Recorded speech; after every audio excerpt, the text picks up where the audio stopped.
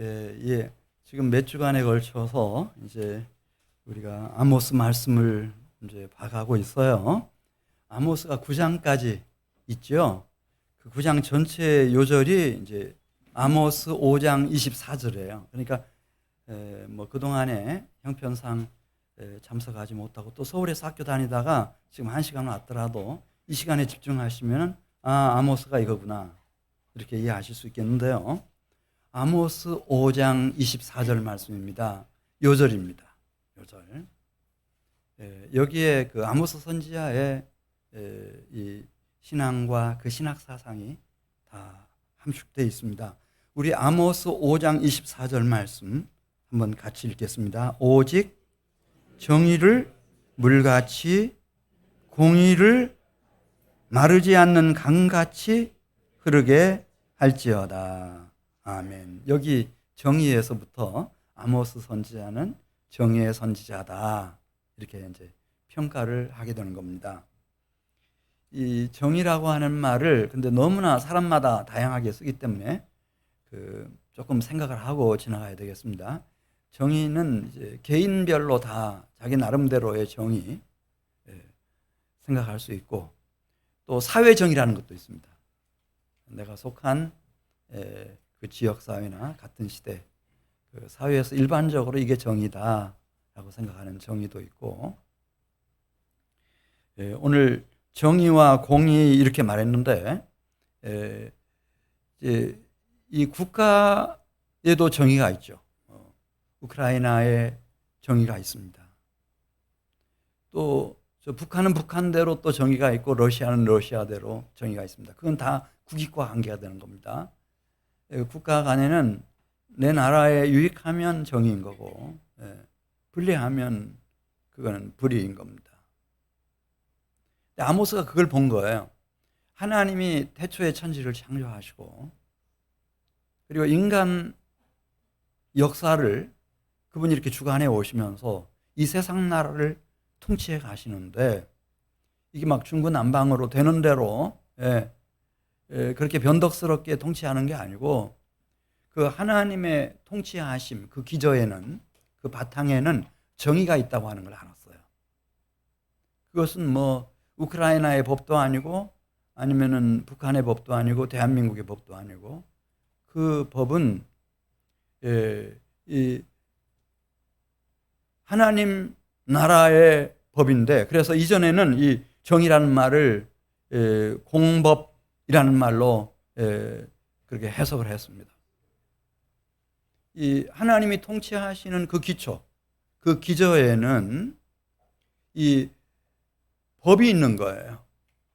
하나님의 통치와 이 하나님 나라의 법이 있어요. 그 기틀 위에서 기초 위에서 하나님이 당신의 통치를 펼쳐나가시는 거죠. 그래서 이것은 영어로 justice, 공정, 공정한 법.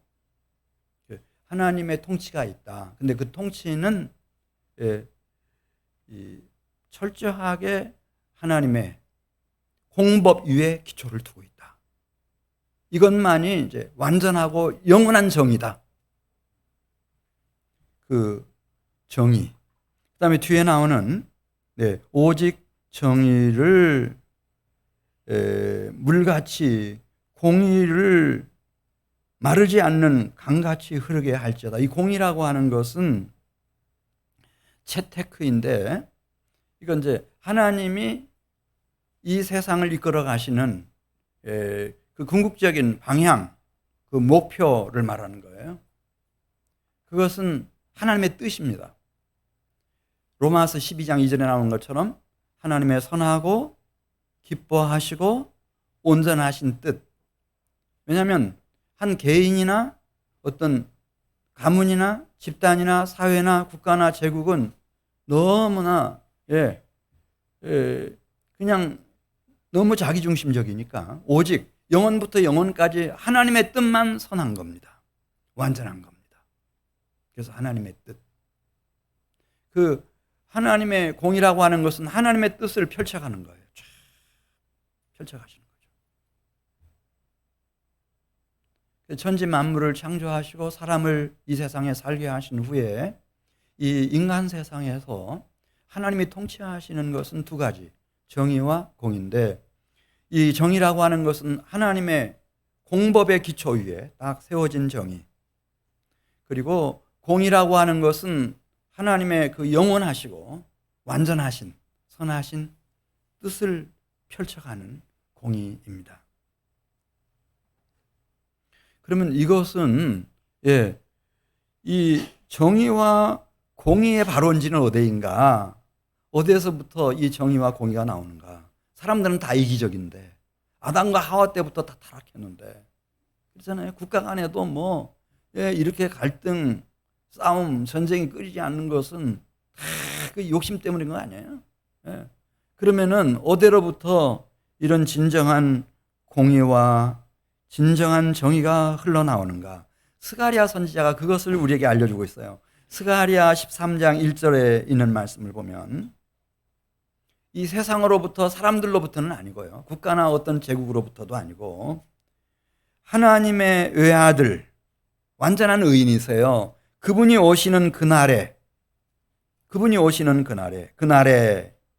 더러움, 죄와 더러움을 씻는 셈이 다윗의 족속 예루살렘 주민을 위해서 열리리라 만군의 여호와가 말하였노라. 그렇게 말씀했어요. 이 하나님께로부터 완전한 의인이신 하나님의 외아들이 오셔야 된다는 거예요. 그분이 오시게 되면 죄와 더러움을 씻는 진정한 셈이 열린다는 거죠. 그래서 정의가 흐르게 하시고 공의가 마르지 않는 강처럼 흐르도록 하신다는 거예요. 이게 우리의 소망이에요. 그러니까 하나님이 창조하셨고 아담과 하와가 타락했을지라도 그렇다고 하나님이 외면해 버리시는 것이 아니고, 하나님은 절대 포기하지 않으시고 언젠가 그날에 당신의 가장 사랑하는 하나밖에 없는 외아들을 이 땅에 보내주실 것이고, 그를 통해서 정의의 물이 흐르게 하시고 공의가 마르지 않는 강처럼 흐르게 하실 날을 하나님께서 반드시 만들어내실 거다. 이게 우리의 희망이에요. 그러면 되거든요. 그러면 이 지구라고 하는 이 별은 무슨 달이나 화성이나 목성처럼 그렇게 변하지 않아요. 여기는 정의와 공의의 물이 강처럼 흐르고 있으니까요. 그럼 달라질 거니까요.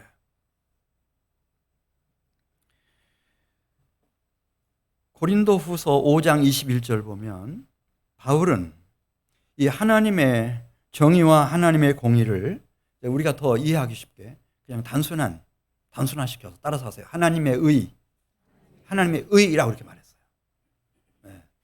하나님의 의가 그러면은 어떻게 시작될 것인가?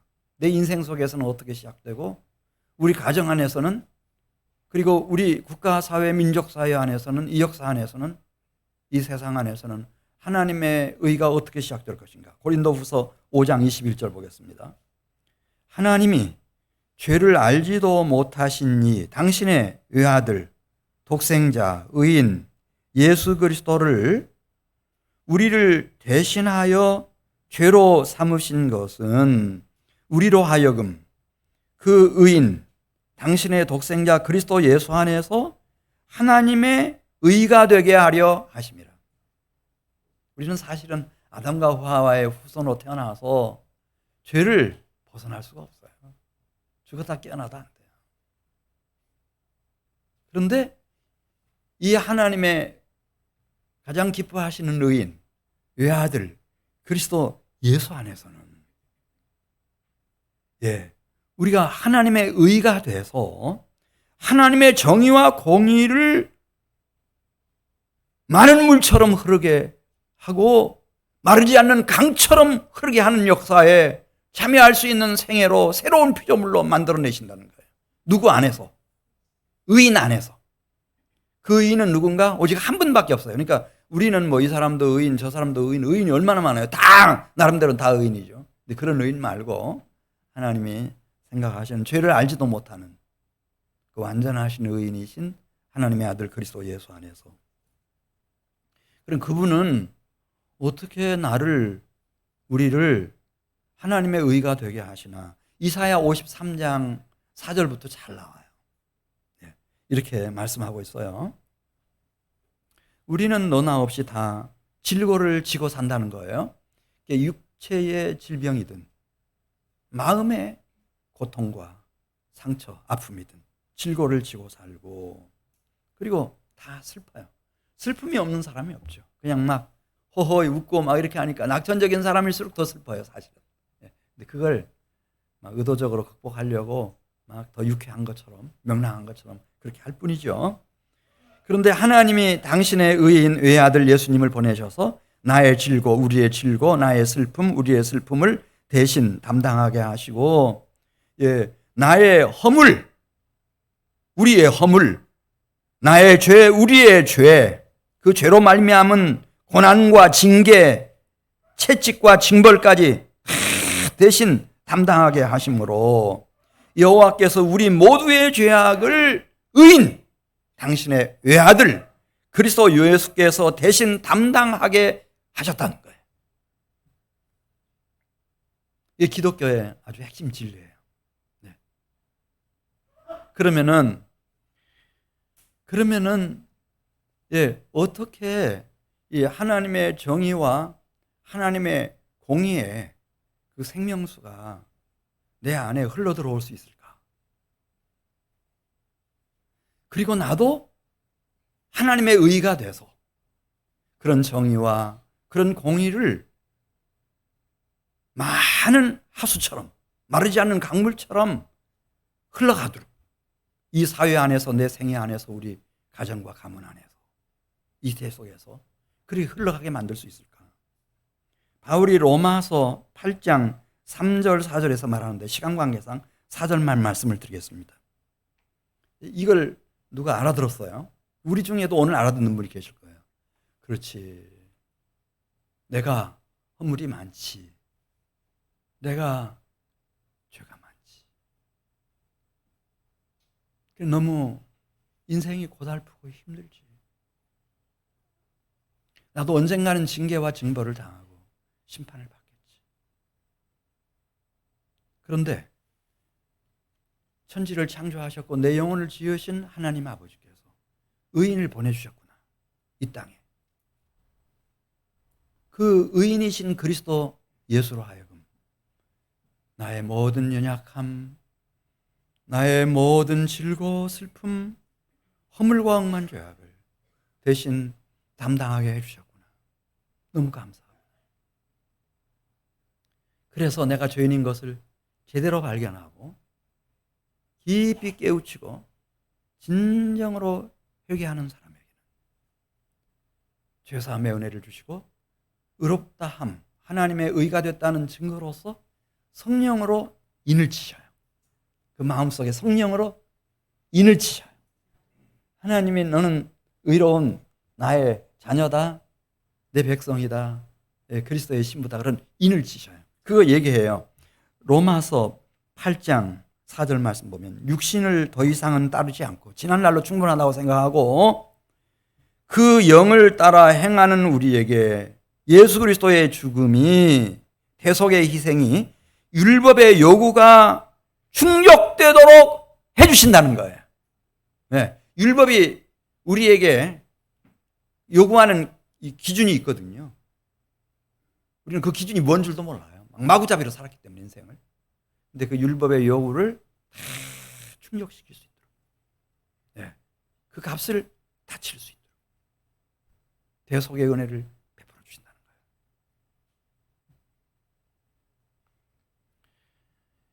이것을 에스겔이라고 하는 선지자가 봤어요. 그러니까 이 세상에 물론 죄가 많죠. 너무 끔찍한 일들이 여기저기서 하루가 멀다 하고 일어나고 있어요, 사실. 이런 세상 속에 에스겔 선지자는 에스겔 47장 1절에 있는 말씀을 보면은 이렇게 정의의 물이 흐르는 거예요. 공의의 마르지 않는 강수가 막 흘러들어와요. 그걸 봤어요.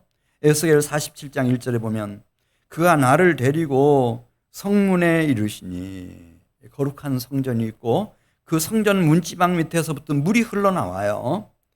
이게 남쪽으로 계속 흘러내려가는데 신비한 물이에요.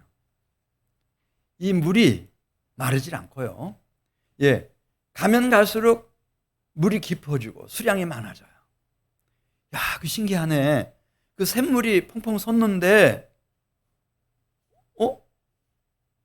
물이 굉장히 많아졌어요. 들어가 보니까 벌써 이 발목까지 물이 차고, 또 걷다가 물이 더 많아지는 것 같아서 또 물속에 들어가 보니까 무릎까지 물이 차고, 또 걷다가 들어가 보니까 허리까지 물이 차고, 에스겔 47장 5절 말씀에 보면은 그 수량과 이 물의 깊이가 얼마나 깊어지고 많아졌는지 사람이 들어갈 수 없는 강물이 되어버렸어요.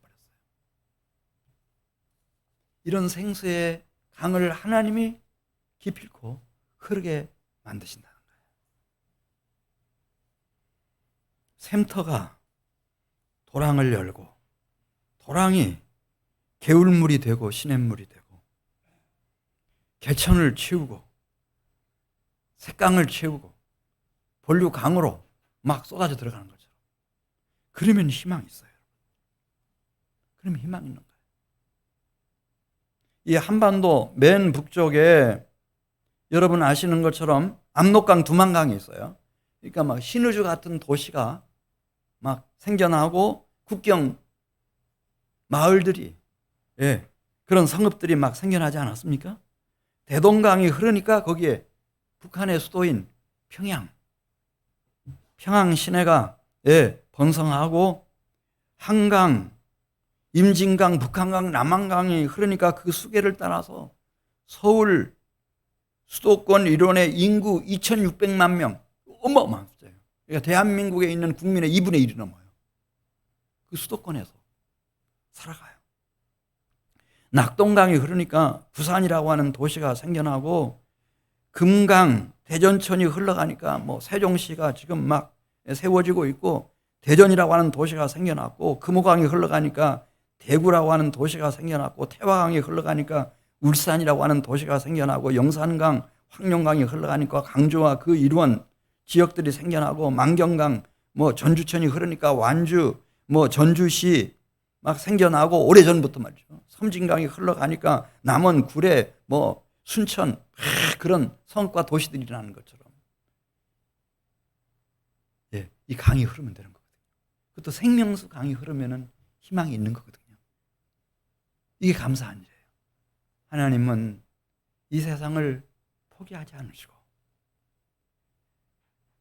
생수가 솟구치게 하시고 이 생수의 강이 흐르게 하시는 분이시다.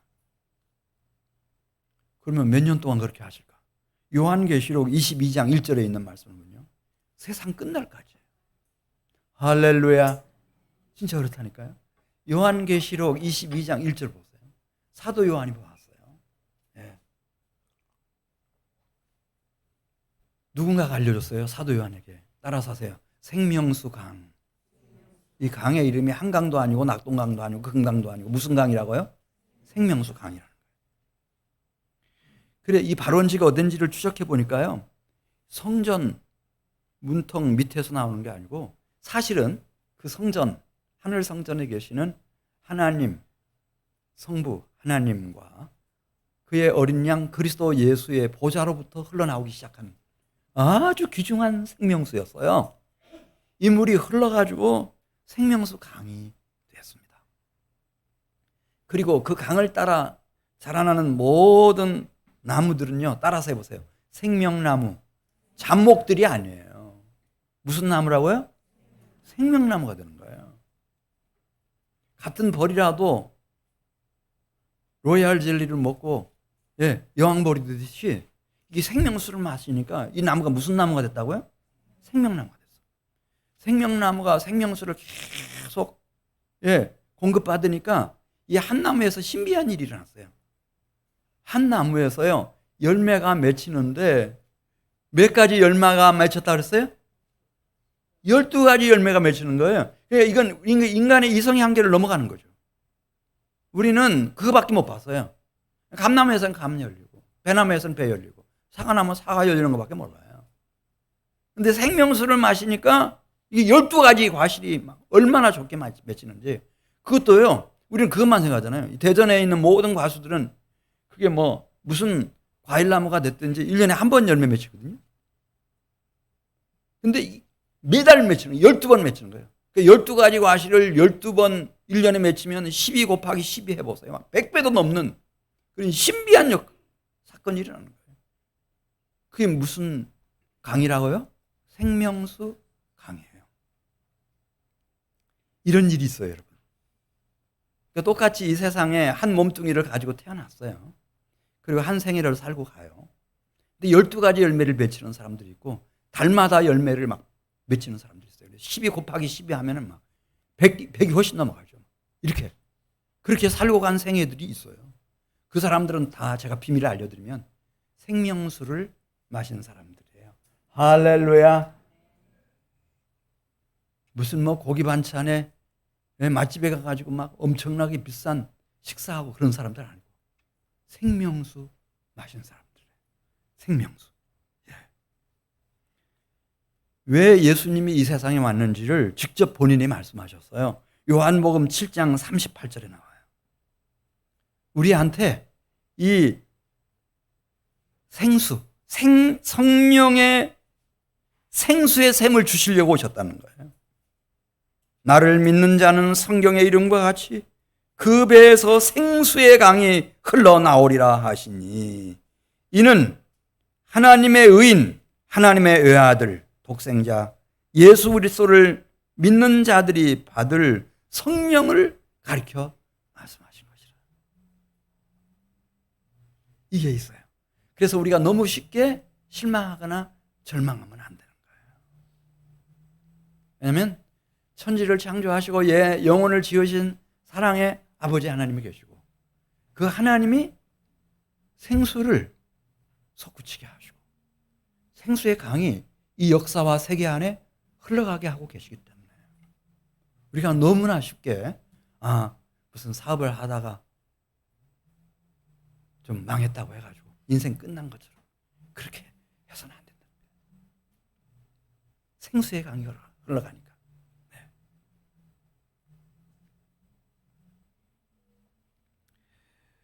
예.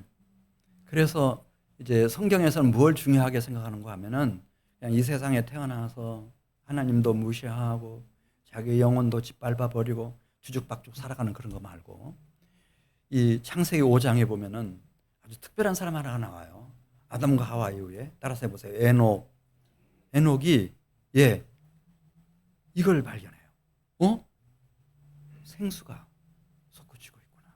생수의 샘을 찾은 거예요. 그 샘물을 마시고 하나님하고 같이 행하기 시작했어요. 그 나이 65세 지나서. 그리고 세상을 뜰 때 그 나이 365세였는데 그때까지 하나님과 동행하는 삶을 살았어요. 그랬더니 그 에녹을 하나님께서 높이 평가하시죠. 하나님이 그 에녹을 너무 귀하게 여기셔서 데려가셨다는 거예요. 이 세상에 더 이상 있지 않도록 데려가셨다는 거예요. 이게 하나님의 경륜이에요. 네. 하나님의 통치의 목적이에요. 이 세상에 물론 많은 건 아니에요. 그러나 가끔씩 보면은 이런 사람들이 있어요. 이 원천, 생수의 원천을 그리스도 예수 안에서 발견하고 그 생수를 마시는 사람들. 그래서 하나님과 에녹처럼 동행하는 사람들이 있어요. 물론 세상이 보기에는 여전히 가난할 수도 있고 병약할 수도 있고 뭐 그렇게 특별한 게 없을 수도 있어요. 그러니까 하나님 눈에 특별한 거예요.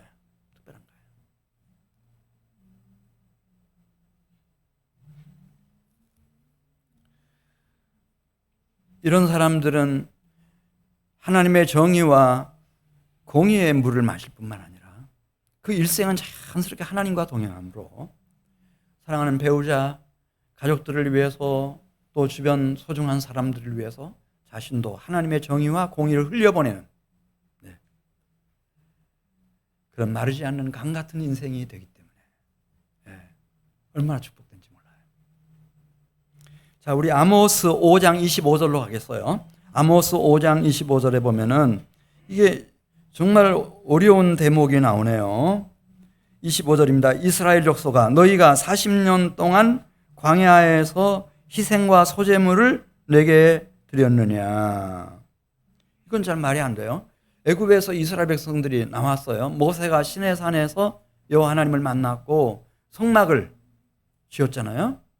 그리고 성막에서 광야 40년 세월 동안 누구를 섬겼을까요, 여러분? 출애굽한 이스라엘 백성들이 자기들을 애굽에서 이끌어내신 누구를 섬겼어요? 여호와 하나님을 섬겼어요. 여호와 하나님 섬겼죠. 아론 제사장을 중심으로 여호와 하나님 섬겼어요. 그런데 말씀하시는 거예요. 이스라엘 족속아, 너희가 40년 동안 광야에서 희생과 소제물을 내게 드린 적이 있냐? 이렇게 말씀하시는 거예요. 그러면은 하나님이 기대하시는 것과 이스라엘 백성들이 생각한 것이 하늘과 땅만큼 큰 차이가 있었다는 얘기예요. 로마서 12장 1절에서 하나님이 원하는 제사가 나와요. 그건 이스라엘 백성들이나 이방 종교에서 드리는 제사가 아니에요. 이렇게 말했어요. 그러므로 형제들아, 내가 하나님의 모든 자비하심으로 너희를 권하노니 너희 몸을 하나님이 기뻐하시는 거룩한 산 제물로 드리라. 이는 너희가 드릴 영적 예배니라. 한번 따라서 해보세요. 영적 예배. 하나님이 원하시는 것은 제사가 아니고 제물이 아니라는 거예요. 영적 예배라는 거죠. 근데 그 영적 예배는 양이나 송아지를 잡아서 드리는 것이 아니고 천천의 순양이나 만만의 제물의 기름이 아니라 자기 몸으로 그리스도 예수 안에서 하나님과 동행하는 삶이라는 거예요. 산제사, living sacrifice. 그래서 하나님의 정의와 공의를 흘려보내는 영적인 예배. 영적인 예배. 이걸 하나님이 기대하셨어요. 근데 그런 예배 한 번도 없었다는 거죠. 우리 기독교회가 우리 이전에 유교도 있었고 불교도 있었고 타 종교가 막 이만저만 아니에요. 그렇게 하나님을 섬기는가 보다 그렇게 착각하시면 안 된다는 거죠. 여호와 신앙은 그게 아니라는 거예요. 따라서 하세요. 영적인 예배. 내 땀으로, 내 눈물로, 내 희생적인 삶으로, 내 인격과 심령과 영혼으로 드리는 삶의 제사예요. 삶의 제사. 사실은 하나님은 그 우상 숭배하는 것은 좋아하실까요? 싫어하실까요? 너무 싫어하죠. 그러니까 이스라엘 백성들이 시내산에 딱 도착했을 때 10계명이라고 해서 10가지 계명 주셔. 이거 꼭 지켜라. 근데 그 첫 번째 계명, 두 번째 계명이 뭘까요? 나 외에 거짓된 다른 신들 섬기지 말라.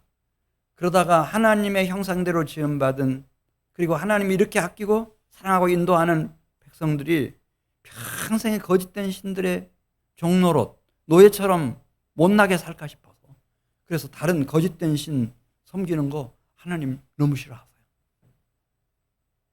더더군다나 막 더 열심을 내가지고 그 신의 형상을 만들어서 우상으로 세워놓고 그 앞에 절하고 섬기고 이렇게 하면은 아주 원색적인 표현을 썼어요. 내 하나님 여호와는 질투하는 하나님으로 변할 거다. 나를 그것은 정말 미워하는 짓이고 내 앞에서 가장 가증한 죄악을 짓는 건데 그 죄에 대해서는 아버지로부터 아들에게로 3, 4대까지 이르게 할 거다. 우리 아모스 5장 26절 가서 보겠습니다. 그런 관점에서 이제 이렇게 말씀하시는 거예요. 왜 너희가 광야에서 너희는 여호와를 섬겼다고 말하지만은 그 광야 주전 1450년경부터 시작해서 출애굽했을 때 700년이 넘도록 너희가 언제 나를 섬긴 일이 있느냐 이렇게 말씀하시는 것은, 물론 이들은 여호와 하나님을 섬기죠. 여호와 하나님의 백성이라고 말은 해요. 그렇게 말을 하는데 그 마음속에는 뭐가 있었나? 26절 보겠어요. 너희가 너희 왕 싯굿을 섬겼다는 거예요. 싯굿은 이스라엘 백성들이 요단강을 건너서 차지한 기업의 땅, 가나안 땅을 말하는데 거기 원래 사람들이 살고 있었어요. 원주민들이 오랫동안 살고 있었어요. 이 가나안 족속들이 살고 있었죠. 근데 그 사람들도 다 종교가 있고 자기들의 신이 다 있어요. 그 신 중에서 최고의 왕신이 싯굿이라고 하는 신이에요. 그러니까 어떻게 생각했는가 하면은 우리가 애굽에서 나올 때 홍해를 건널 때 광야를 지날 때는 여호와였지만 이 가나안 땅에 들어왔으면은 이 땅의 신인 최고의 왕신인 싯굿을 섬겨야 된다. 그렇다고 해서 여호와 하나님 섬기지 않는 건 아니고 이 싯굿을 섬겼어요.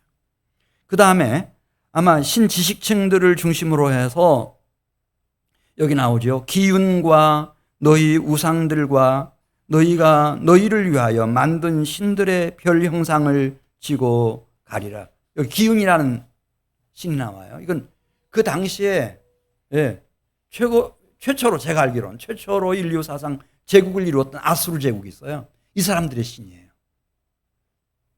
이 사람들은 기운이라고 하는 별을 보면서 얘기도 하고 기도도 하고 제사도 지내고 거기다가 제물도 바치고 그렇게 했어요. 그러니까 우리도 여호와 하나님을 섬기지만 동시에 이 기운을 잘 섬겨야 그 기운을 받아가지고 아수르 같은 강성한 제국을 세울 수 있다고 하는 생각을 가지게 된 거예요. 그러니 하나님 말씀하시는 거예요. 그렇게 아주 영적으로 음란하게 여호와 하나님의 백성이라고 하나님을 섬긴다고 말하면서 가나안의 왕신 싯굿을 섬기고 아수르의 기운이라고 하는 별신을 섬기고 이렇게 하면 하나님이 그것은 받지 않으셔요. 음란하다고 말씀하시죠. 이건 하나님을 섬긴 게 아니에요. 이제 예루살렘 교회가 탄생하잖아요. 예수님 승천하시고 난 후에 120명의 성령 받은 성도들을 중심으로. 그리고 얼마 가지 않아서 막 이 복음이 막 퍼져나가기 시작했어요. 동서남북으로 퍼져나가면서 이방인 그리스도인들이 막 일어나요. 안디옥에서도 일어나고 여러 곳에서 바울이 복음을 본격적으로 전하면서 더더군다나. 그런데 이 예루살렘 교회 성도들이 알아요. 아무리 우리가 예수를 잘 믿고 성령의 기름 부음을 받았다 하더라도 하나님이 아주 싫어하시는 것이 있어요. 그게 뭘까요? 우상 숭배를 싫어하십니다. 그래서 아무리 예수 믿고 성령을 받고 복음을 위해서 헌신한 사람이라 하더라도 이건 꼭 지켜라. 그래서 제1차 예루살렘 교회 공의회에서 사본에 따라서 어떤 곳에는 2가지를 꼭 지키도록 하는 데고 있고 또 3가지 말하는 곳이 있는데 그 첫 번째가 뭘까요? 그 첫 번째가 우상의 제물과 피 먹고 마시지 말라. 우상에 대한 얘기예요. 왜냐하면 아브라함 때부터 자기들이 여호와 하나님을 섬겨왔는데 하나님이 진짜 싫어하는 게 하나 있어요. 그게 뭐예요? 우상 숭배였어요. 그런즉 내 사랑하는 자들아 우상 숭배하는 일을 피하라. 고린도전서 10장 14절에 말씀했는데, 자, 현대인의 우상은 뭘까요, 여러분? 자기 육체 몸뚱이, 자기의 뜻, 자기의 탐심. 결혼도 이걸 위해서 하는 거예요. 그리고 우리는 다 암암리에 다 알고 있어요. 왜 그 사람이 그렇게 불행하게 됐나 인생 살다가 탐심 때문이죠. 성경에 그 얘기로 꽉 차 있어요. 탐심은 우상숭배라고 그랬잖아요. 그냥 좀 실력 부족해도 괜찮아요, 여러분. 몸이 좀 약해도 괜찮아요. 가진 소유나 재산이 넉넉지 못해도 아무 문제 안 돼요, 여러분, 사실. 근데 왜 그렇게 잘못됐어요? 탐심 때문에. 우상 쫓아가다가 완전히 망한 거예요. 극단적인 선택을 할 수밖에 없도록 그렇게 자신을 힘들게 만든 거예요. 자, 또 현대인들의 우상은 뭘까요? 요전에 서울 서초구에서 서희초등학교 선생님이 교실 안에서 극단적인 선택을 했어요. 저는 처음에 이렇게 생각했죠. 그 선생님이 아직 경험이 없는데 어떻게 1학년짜리들을 맡겼냐. 교장 선생님이 너무했다. 이렇게도 생각하고 혹시 성격이 너무나 모난 거 아닌가. 아니면 우울병을 앓고 있었나. 그런 생각들 했거든요. 근데 이분이 이제 새내기 교사니까 이 편지를 보낸 게 있습니다. 손편지를. 학생과 학부모들에게 보낸 편지. 그거 이렇습니다. 보석처럼 빛나는 아이들에게. 그리고 학부모님께 감사를 드리면서 이렇게 보냈어요. 그거 읽어보니까요. 맞아요. 선생님 맞아요. 선생님 맞은데 그럼 어떻게 해서 이런 일이 일어났을까? 제가 어디서 잠깐 봤는지 뭐 어떻게 했는지 모르겠는데 이제 자기 27명 학생이 있는데 이렇게 둘씩 앉혔는데 한 아이가 연필을 날카롭게 깎아가지고 연필을 가지고 옆에 있는 짝꿍 얼굴에다가 이게 이제 이 화첩인 줄 생각했는지 거기다 그림을 그렸다는 거예요. 그 연필로. 그러니까 애가 놀래가지고 엄마한테 얘기를 했고 그래가지고 이제 문제가 발단이 돼가지고 막 이렇게 된 것 같다. 그런 걸 언뜻 읽은 일이 있는데 그게 뭔가 하면 그렇잖아요. 요즘 임신이 잘 안 돼서 그렇게 임신해가지고 딸 하나 낳아서 키워가지고 얼마나 부푼 기대를 가지고 초등학교 1학년 보냈는데 예. 이런 일이 있으니 기가 막힐 일이죠. 예. 지금은요 자녀가 다 우상이에요. 우상이에요.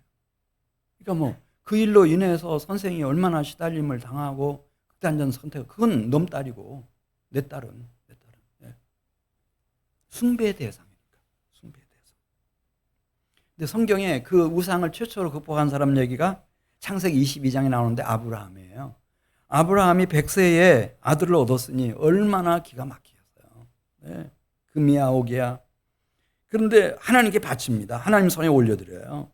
그때였습니다. 내가 이같이 행하여 내 아들 내 독자도 아끼지 아니하였은즉 내가 내게 큰 복을 주고 내 씨가 크게 번성하여 하늘의 별과 같고 바닷가의 모래와 같게 하리니 내 씨가 그 대적의 성문을 차지하리라. 그러면서 얼마나 기뻐하시고 그 자자손손을 축복해 주시는지. 여러분 우리는 하나님이 주신 자녀들을 놓고 둘 중에 하나를 선택하셔야 돼요. 교회만 다닌다고 되는 건 아니고요. 모세를 누가 길러냈죠?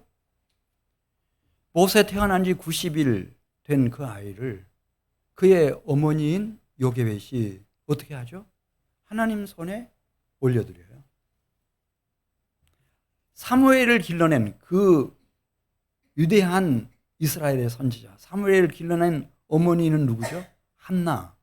한나는 어린 사무엘을 누구 손에 올려드리죠? 숭배의 대상으로 삼지 않아요. 하나님 손에 갖다 바치는 거예요.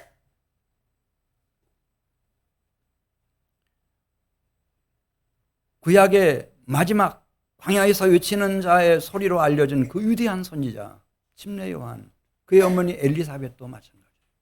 하나님께 올려드렸어요. 마리아도 예수님 하나님께 올려드립니다.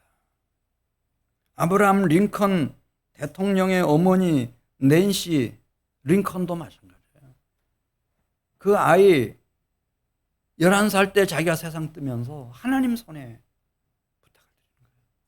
나는 애미로서 너에게 해준 게 아무것도 없고 해줄 수 있는 게 아무것도 없구나.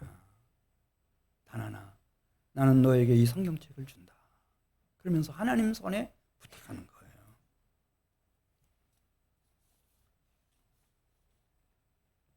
어느 가정입니까? 어떤 엄마입니까? 아버지입니까? 거기서 정의와 하나님의 공의를 하수같이 마르지 않는 강물같이 흐르게 만들 위대한 하나님의 사람들이 일어납니까? 하나님이 주신 자녀들을 숭배하는 부모는 아닙니다. 틀림없습니다. 하나님 손에 올려드리는 부모입니다. 어제 여름 성경학교 했는데 보니까 뭐 세종에서도 이렇게 오고 영동에서도 오고 여기 보니까 또 일본에서도 오고 성경학교 저희 손자도 자기 교회 성경학교 못하니까 여기 막 오고 그런 정신을 가진 사람들이 있습니다. 하나님 손에 올려드려야 된다.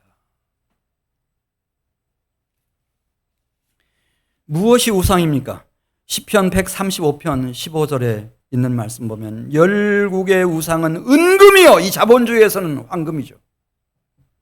사람의 손으로 만든 것입니다. 그게 사상일 수도 있고 철학일 수도 있고 오랫동안 일궈낸 물질 문명일 수도 있고 정권이나 국가나 민족이나 제국일 수도 있습니다. 요한계시록 17장부터 18장까지 나오는 말씀처럼 큰 음녀 바벨론 제국 같은 것일 수도 있겠습니다. 이런 우상에서부터, 우상 숭배에서부터 자유함을 얻는다고 하는 것이 그렇게 쉽지는 않습니다. 그래서 다니엘은 하나님이 뜨인 돌 하나를 보내셨습니다. 신비한 돌입니다. 산돌입니다. 이 돌이 바벨론 두라 평지에 바벨론 제국을 창건한 느부갓네살이 세웠던 그 신상보다 더 큰 신상, 이걸 일격을 가하는 겁니다. 그 순간 그 모든 신상이 다 부서져서 여름 타작마당에 겨같이 돼서 바람에 사라져버리는 것을 느낍니다. 그것을 확인합니다. 그리고 거기에는 우상을 친 돌들로 태산을 이루었습니다. 온 세계가 가득했습니다. 그런 것처럼 이런 통쾌한 우상을 싸워서 완전히 멸하고 승리하는 사람들이 일어날 때가 올 겁니다. 산돌처럼. 그걸 기대하는 겁니다. 그리고 하나님은 창조하셨고 지금까지 올해도 참고 기다려주셨습니다. 그 얘기가 요한계시록 20장 4절 말씀 나옵니다. 그들은 짐승과 그의 우상에게 경배하지 아니하고 그들의 이마와 손에 우상의 표를 받지 아니한 자들로서 살아서 그리스도와 더불어 1000년 동안 왕노릇하는 백성들이 막 산돌처럼 막 쌓여가는 거예요. 저는 그 꿈을 꾸고 있어요. 우리 한민교회를 통해서, 우리 자녀와 자손들을 통해서 하나님, 우상을 부순 사람들이 일어나게 해주십시오. 이기는 자는 이것들을 상속으로 받으리라. 나는 그의 하나님이 되고 그는 내 아들이 되리라. 그러나 점술가들, 우상 숭배자들, 거짓말하는 모든 자들은 불과 유황으로 타는 못에 던져지리니 이것이 둘째 사망이다. 우상인 줄도 모르고 우상 숭배인 줄도 모르고 나 교회 다니니까 안심이다, 안심이다, 안심이다. 그렇게 평생 살다 보면은 이건 아닙니다. 자, 아모스 5장 27절로 가겠습니다. 왜냐하면 심판이 있기 때문에 그렇습니다. 나는 교회 다니는데요. 프로테스탄트 교인인데요. 그래도 뭐 프로테스탄트 교인은 아니라 침례 교인이라도. 자, 27절 보겠어요. 내가 너희를 다메섹 밖으로 사로잡혀 가게 하리라. 그의 이름이 만군의 하나님이라 불리우는 여호와께서 말씀하셨느니라. 6장 14절 가서 보겠어요. 여리고 여로보암 2세가 지금 가장 다윗과 솔로몬 이후에 가장 훌륭한 통치를 하고 있어요. 그런데도 이렇게 말합니다. 14절, 6장 14절. 만군의 하나님 여호와의 말씀이니라. 이스라엘 족속아, 내가 한 나라를 일으켜 너희를 치리니 그들이 저 북쪽 경계선인 하맛 어귀에서부터 남쪽 경계선인 아라바 시내까지 너희를 침략하여 학대하리라. 6장 9절 보겠어요. 6장 9절. 한 집안에 10사람이 남는다 하여도 다 죽을 것이라. 죽은 사람의 친척 곧 그 시체를 불사를 자가 그 뼈를 집 밖으로 가져갈 때에, 그러니까 한 집에 들어갔어요. 거기 사람들이 아마 집안 족하나 되는 사람인데 시신을 수습하러 들어간 거예요. 거의 다 죽은 것 같아요. 그래서 시신을 수습하다가 이제 묻든지 어떻게 하려고. 근데 어디서 인기척이 나요. 물어요. 더 없는가? 시신이 더 없는가? 집안에. 그러면서 이런 얘기를 해요. 지금 그대 어머니, 아버지, 자식들이 배우자가 죽었다고 해서 절대 통곡하지 말아라. 여호와라고 하는 이름 입 밖에도 내지 마라. 여호와라고 하는 이름을 그렇게 함부로 부를 수 있는 이름 아니다. 여호와는 두려운 분이시다. 너까지 죽지 않으려면 너 여호와 하나님 두려운 줄 알라. 그 얘기를 아모스 6장 9절부터 10절까지 쭉 쓰고 있어요. 심판이 있다는 거예요. 심판이 있어. 예. 예레미야 9장 11절에 있는 말씀 보면 유다라도 예루살렘이라도 내가 예루살렘을 무더기로 만들며 승냥이 굴 이리의 소굴이 되게 하겠고 유다의 성읍들을 황폐하게 하여 주민이 없게 하리라. 자, 그럼 시간 관계상 건너뛰겠어요. 교회는 심판이 있을까요, 없을까요? 우리는 지금까지 배운 바로는 교회는 심판이 있어야 돼요, 없어야 돼요? 한민교회는 이제 이것도 아니고 저것도 아닌 교회가 됐어요. 네, 확실하네요. 네. 다른 교회는 심판 없다고 할걸요?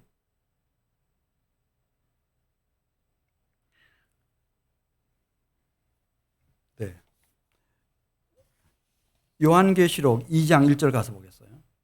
그러니까 교회가 이렇게 이제 변천해 가요. 처음에는 예루살렘 교회에서 안디옥 교회로, 그 다음에 이제 에베소 교회. 에베소는 여러분 아시죠?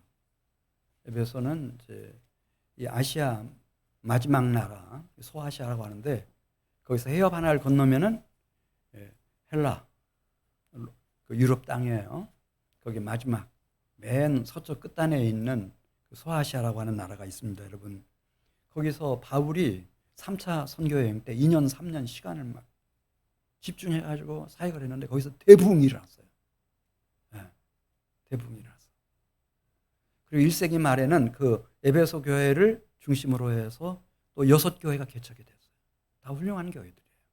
그래서 요한계시록 1세기가 끝날 무렵에 쓴 요한계시록에 보면은 그 소아시아 7교회가 나오죠. 거기서 요한이 목회를 해요. 사도 요한이. 그러다가 반모섬으로 끌려갔죠. 그 에베소 교회가 마지막 바울이 떠날 때 바울을 위해서 눈물로 기도하고 작별 인사를 하면서 하나님이 바울을 로마로 보내셔서 하나님 복음 선교 사역이 왕성하게 일어나도록 기도했던 그 장면이 나와요. 그 에베소 교회입니다, 여러분. 그 에베소 교회 너무 훌륭한 교회죠. 그 에베소 교회에 심판이 있어요, 없어요? 없을 것 같아요. 근데 주님이 말씀하셨어요. 그러나 너를 책망할 것이 하나 있다. 하나님 정직하거든요. 그러면서 너의 처음 사랑을 버렸느니라. 우리 같으면 맨날 어떻게 연애하는 감정으로 살 수 있어요. 좋은 날도 있고 나쁜 날도 있고 뭐 싸우는 날도 있고 그렇죠. 근데 주님은 그게 아니죠. 이 정의와 공의의 강수를 계속 흘려보내야 되기 때문에 이 처음 사랑을 가지고 있어야 돼요. 그런데 너의 처음 사랑을 잃어버렸느니라. 그러면서 너 지금 회개하고 처음 사랑의 행위를 회복하라는 거예요. 회개하지 아니하면 내가 내게서부터 내 무엇을 그 자리에서 옮겨버리겠다 그랬죠. 촛대를 옮겨버린다는 거예요. 촛대를. 그래서 저는 한동안 그렇게 생각했죠. 에베소 교회가 좀 정신 차리고 깨어나라고 이렇게 하나님의 으름장을, 우리 주님의 으름장을 한번 놓으시는 거지 뭐 진짜 촛대 옮겼나. 그러다가 오늘 새벽에 진짜 생각해 봤어요. 진짜 촛대 옮겼나? 지금 2000년 지났거든요. 아마 1세기 말이 지나면서 에베소 교회는 그 오네시모라고 하는 사람 마지막 감독으로 에베소 교회에 섬겼다. 그 기록 이후에는 이제 공식적인 기록이 안 전해져요. 촛대를 옮기신 거예요. 진짜 옮기신 거예요. 서문화 교회는 167년경에 폴리카비 순교하면서 그 다음에 사라져요. 촛대를 옮기신 거예요. 이 튀르키예 여러분 잘 아시죠? 터키라고 우리가 했어요.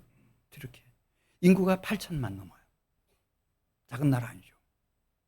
예수 믿는 사람이 얼마일까요? 거기에 기독교인이 1000만? 100만? 10만?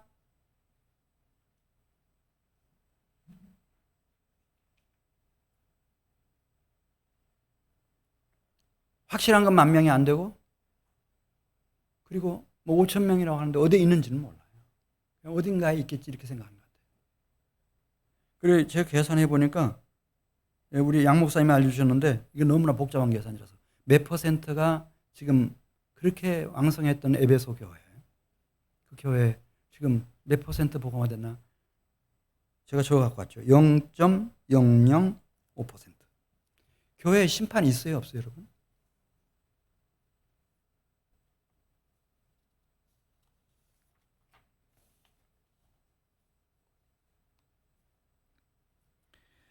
아모스 7장 8절에 보면 아모스가 그걸 봐요. 환상을 하나 봐요. 아모스한테 물어봐요. 주 하나님이, 아모스야 너 지금 무엇 보고 있냐? 여러분 뭐 보고 계셔요? 다림줄을 보고 있습니다.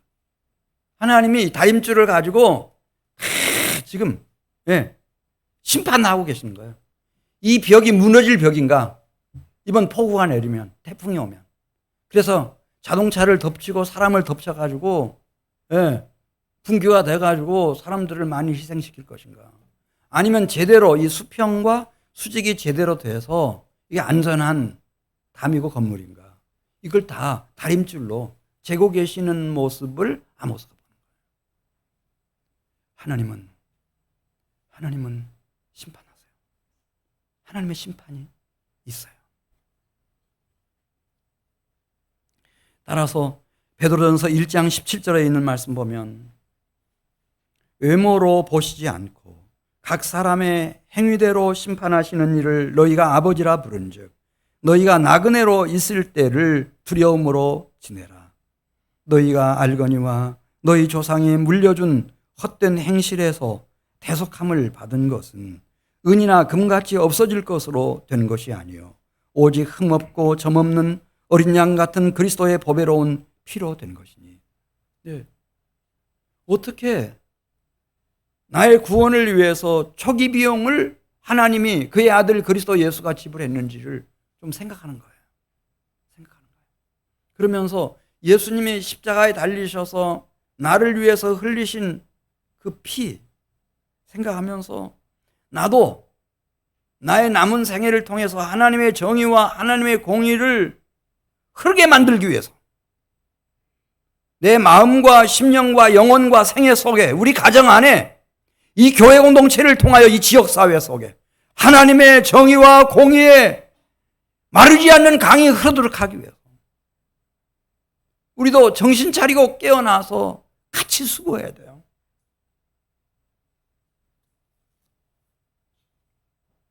오직 정의를 물같이 공의를 마르지 않는 강같이 흐르게 할지어다. 그러면 하나님이 우리를 반드시 요셉의 남은 자가 되게 하시고 불쌍히 여김을 받게 하시고 은혜와 긍휼을 얻게 하셔서 영혼이 잘됨 같이 범사가 잘되고 강건한 복을 받도록 하나님이 축복하시고 역사하실 것을 믿습니다. 제가 숙제를 하나 드릴게요. 제가 지금 시간 관계상 다 설교를 할 수가 없어서 그런데 시편에 모세의 시편이 하나 있어요. 시편 90편이에요. 집에 돌아가셔서 한번 읽어보세요. 절대 우리는 자기 자신의 다림줄을 사용하지 말라는 거예요. 그걸 사용하면 이렇게 착각에 빠진다는 거예요.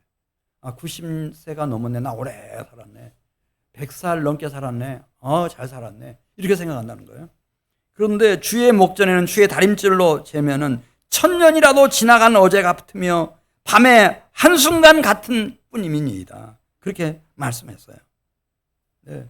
우리 주의 노에 소멸되며 주의 분내심에 놀라나이다. 우리의 모든 날이 주의 분노 중에 지나가며 우리의 평생이 순식간에 다하였나이다. 얼마나 많은 사람들이 이 하나님을 무시하고 하나님의 뜻을 거스려 살다가 하나님의 진노 가운데서 평생이 살라져 가는지 그 얘기하는 거예요.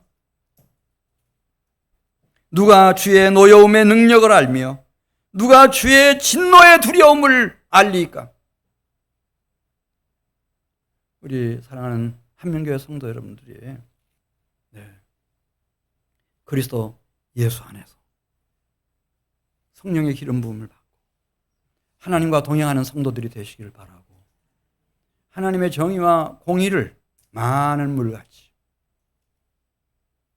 마르지 않는 강물같이 흘려보내는 그런 성도 되시기를 바라고, 그런 가정을 꼭 이루시기를 바랍니다.